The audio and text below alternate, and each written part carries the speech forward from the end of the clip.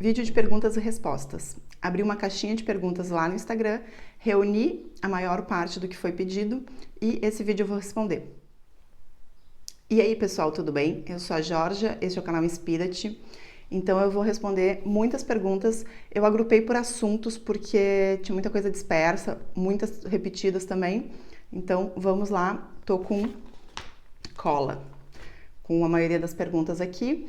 E eu vou começar com documentos para quem é cidadão ou cônjuge de cidadão europeu.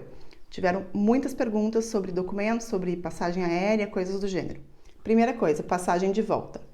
Se a família tem alguém que é cidadão europeu, né, marido, mulher, enfim, o resto da família não precisa passagem de volta. Não precisa, ok? Documentos para entrada aqui para fazer imigração. Passaporte.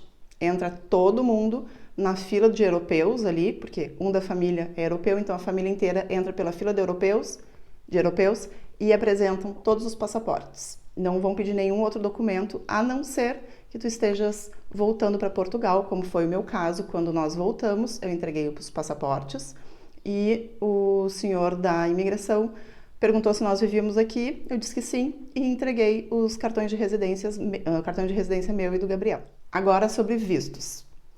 Quem está vindo com visto precisa de passagem de volta? Não, não precisa de passagem de volta. Porém, a companhia aérea pode solicitar. Ainda sobre vistos. Uma pergunta que eu recebo muito é: estou indo para Portugal com visto. Posso agrupar os meus filhos maiores de idade? Sim. Pode ser feito o reagrupamento familiar de filhos maiores de idade, maiores de 18 anos, caso estejam estudando. É a condição que precisa é estar estudando aqui em Portugal. Sobre bancos, uma pergunta que eu recebi muito foi sobre abrir conta no Millennium, né, na representação do Millennium que tem no Brasil, ou abrir conta no Activo Banking ainda estando no Brasil. Bom, o Millennium tu consegues abrir conta estando no Brasil ainda, porque eles têm um escritório de representação em São Paulo e no Rio. O Activo não, o Activo só pode fazer a abertura de conta aqui em Portugal.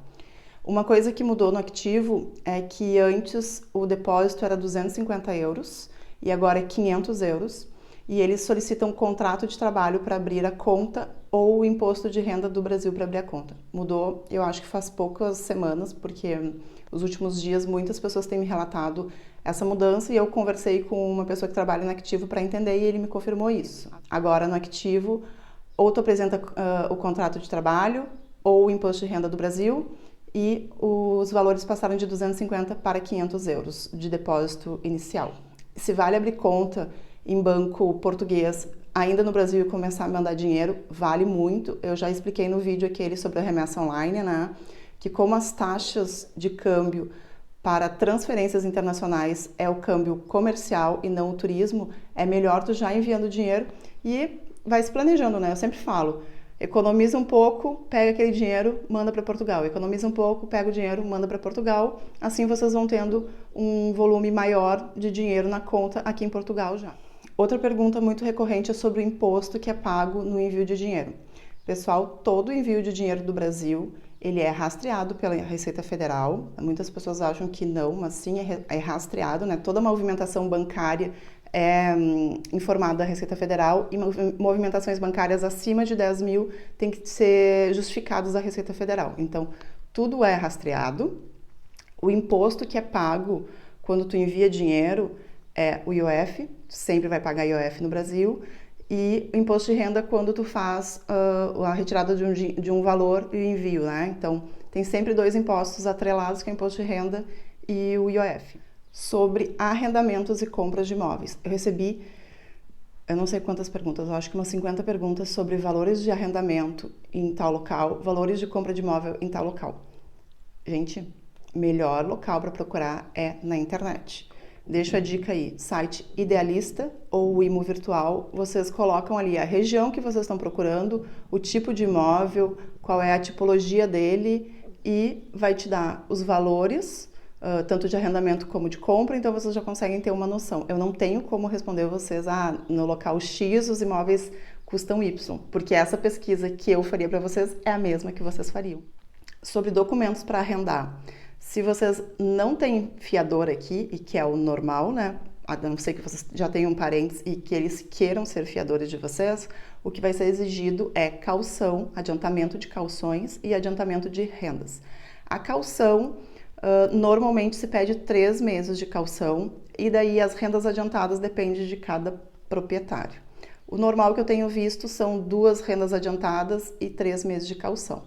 Os documentos para fazer o contrato é cópia do passaporte, o NIF, porque como os contratos eles vão ser registrados nas finanças, né, é necessário o NIF, e eu acho que é isso, para fazer contrato. E o endereço anterior, né, então a moradia no Brasil. Mas esses são os documentos básicos para fazer um contrato de arrendamento.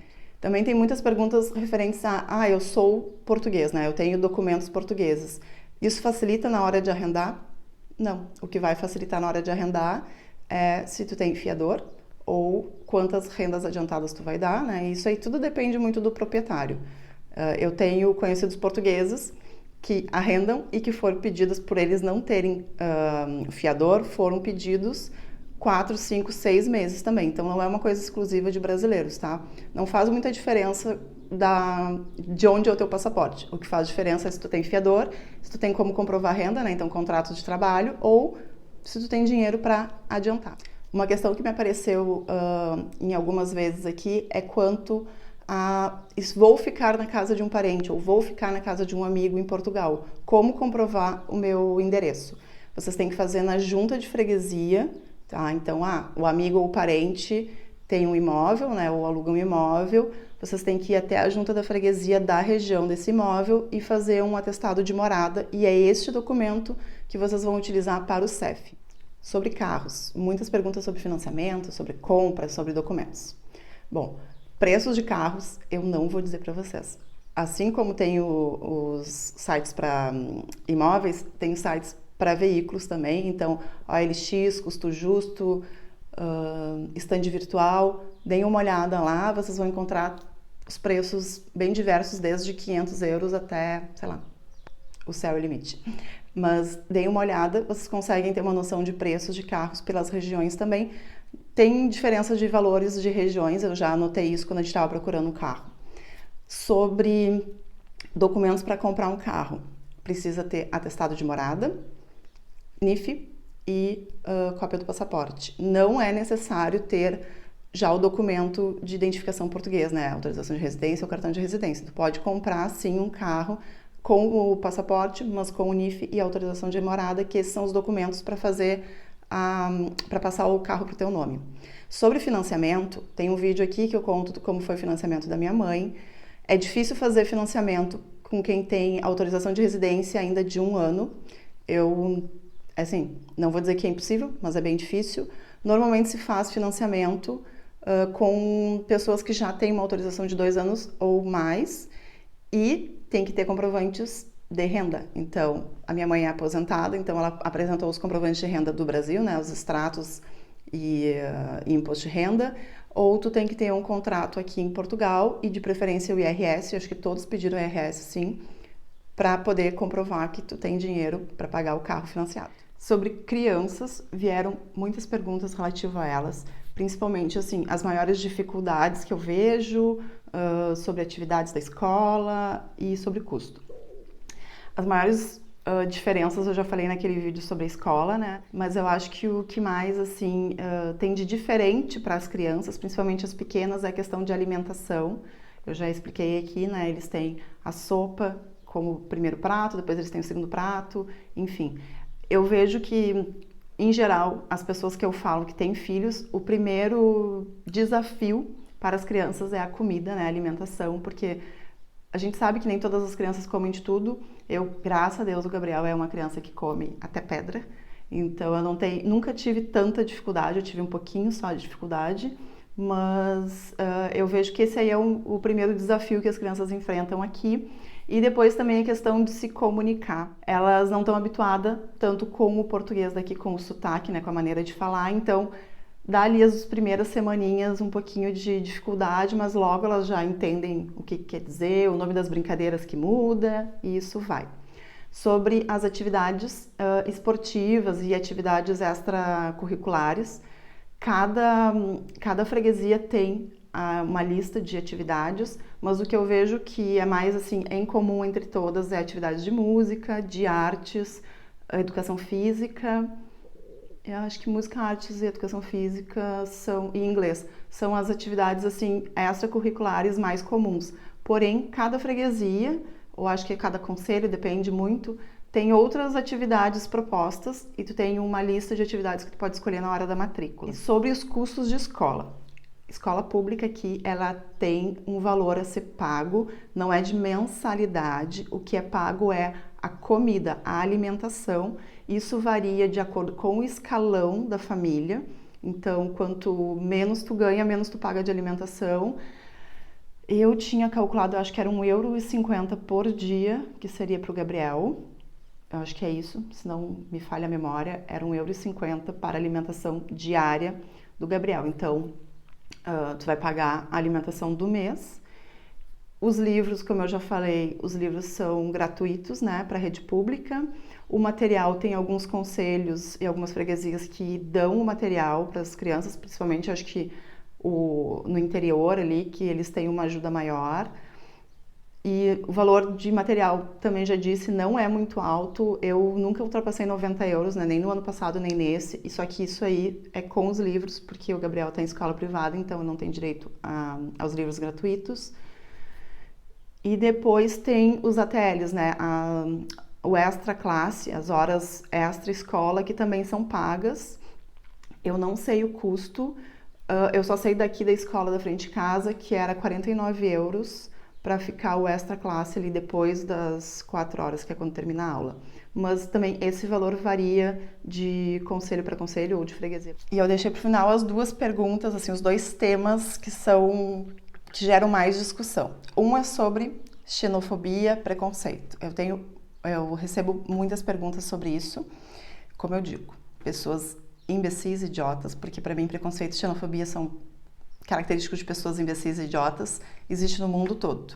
Se nós já sofremos isso, não. Eu sofri uma vez preconceito, na verdade foi xenofobia, por parte de um português. Não foi legal, não quero comentar aqui.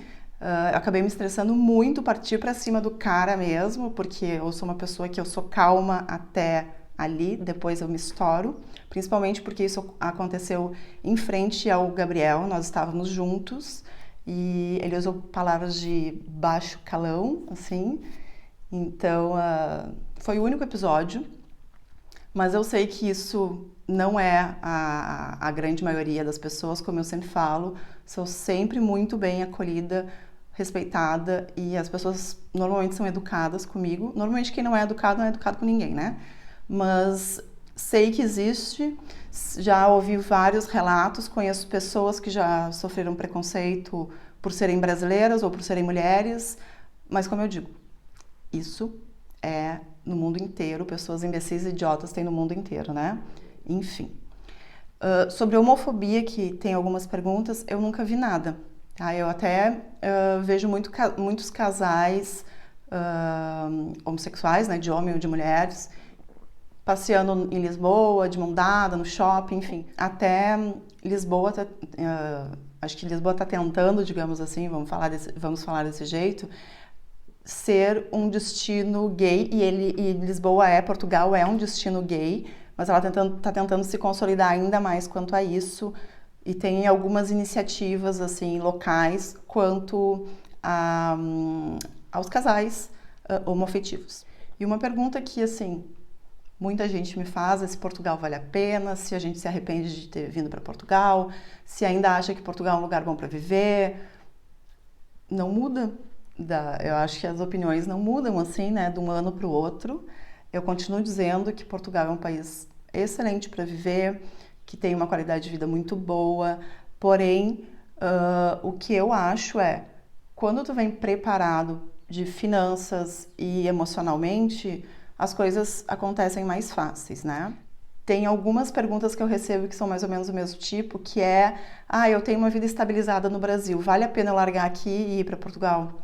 Pessoal, eu acho que isso é muito pessoal. A gente também tinha uma vida super, super, super estabilizada no Brasil, né? Mas, assim, o que me fez mudar do Brasil não eram pontos relativos à minha estabilidade financeira no Brasil. Eram pontos relativos ao resto que me estressavam demais, como a segurança, a educação, a questão de tu ter que pagar para tudo duplo, né? Porque além dos impostos tu tinha que pagar tudo com valores exorbitantes no privado.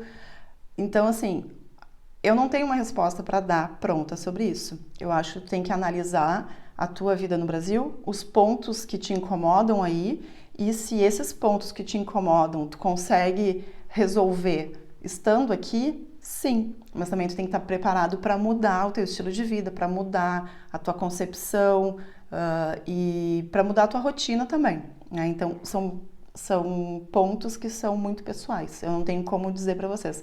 Eu tenho como falar que a gente não se arrepende em nada e a gente gosta muito de morar aqui.